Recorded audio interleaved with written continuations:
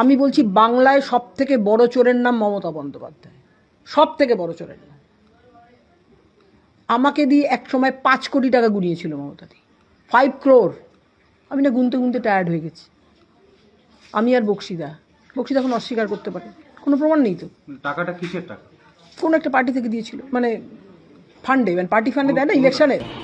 তো সেই মুকুল রায় এই টাকা পয়সার এগুলো মুকুল রায় কন্ট্রোল করতেন, এবং টাকা পয়সার বস্তাবন্দি যা যা ছিল সেগুলো মুকুল রায় নিয়ে গিয়ে কালীঘাটে জমা দিতেন। আমি বলছি বাংলায় সবথেকে বড় চোরের নাম মমতা বন্দ্যোপাধ্যায়। সবথেকে বড় চোরের নাম।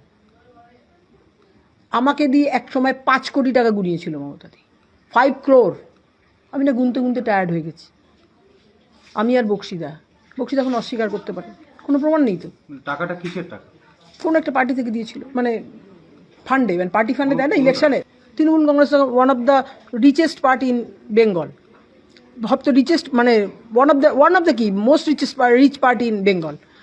আর বিজেপির তো পয়সা আছে, কিন্তু ওনার স্বীকার করতে ভয়টা কি? আমি আবার বলছি মমতা ব্যানার্জি সব থেকে বড় চোর।